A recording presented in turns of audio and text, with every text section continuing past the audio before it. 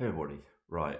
I just want to get into something that I'm sick of this argument that keeps going around about um, we have to leave the European Court of Human Rights before we can start deporting people. We have to do this before we can start deporting people from this country. It's a load of bollocks. It's a load of bollocks. And I know people are going to come and say, we have international treaties. We've got international treaties. It's legally binding. But I'm going to show you something in a minute. And this just proves a point that if we really wanted to, we could ignore the European Court of Human Rights and just start deporting people tomorrow. Just listen to this. Can the UK ignore the European Court of Human Rights? Legally, no, because the UK is a party to the European Convention on Human Rights, ECHR, and is obliged under international law, Article 46, to implement the European Court of Human Rights, ECTHR, judgments. However, due to the principle of parliamentary sovereignty, the UK Parliament ultimately decides how to respond to and implement judgments by changing or passing new domestic laws, and recent legislation has sought to challenge the binding nature of certain ECTHR rulings, like interim measures.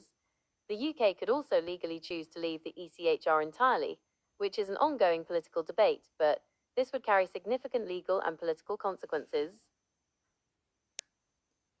Have other European countries ignored the European Court of Human Rights? Yes, numerous European countries have failed to fully or promptly implement rulings from the European Court of Human Rights, ECTHR, which is a significant, widespread, and systemic issue across the continent. Countries with high rates of non-implementation or deliberate resistance include Hungary and Romania consistently rank among the worst for non-implementation of leading judgments, those identifying serious or structural problems.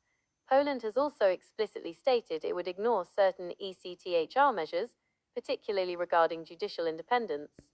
Russia, before its expulsion from the Council of Europe, had a history of non-enforcement of rulings. Other states with numerous pending or unexecuted leading judgments include Bulgaria, Italy, Malta, Greece, and Bosnia and Herzegovina. Non-compliance often takes the form of delayed implementation of judgments for years, partial or minimalist compliance that falls short of the required systemic change, active resistance, and legislative measures that attempt to circumvent the rulings. A notable historic example involving the UK itself was the protracted refusal to fully implement the ECTHR ruling on prisoner voting rights, Hurst versus United Kingdom. So there you go. Now, what's the difference between the UK and those countries that have actively resisted the European Court of Human Rights? Strong leadership. That's the difference.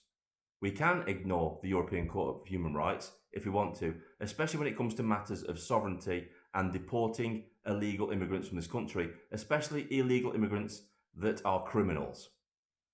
We could ignore the European Court of Human Rights today and face no consequences. We can literally keep them in litigation for years and just deport these people tomorrow. That's what we could do. But unfortunately, it's all down to a willingness to do that. The people we have in charge at the minute have no willingness or the strength to do it. They're not strong leaders. These people are globalists. They have no intentions of ignoring the European Court of Human Rights. Even countries that are members of the EU are ignoring the European Court of Human Rights. Even the EU itself has ignored the European Court of Human Rights on certain matters. And as you can see, it can be done. The UK has done it in the past. They've basically ignored the European Court of Human Rights when it came to prisoners voting. So it's not unprecedented in this country either. So the question everybody should be asking is, why do they still consider the European Court of Human Rights an authority on anything, especially when its rulings hurt the people of this country? This is Vindicator, signing off.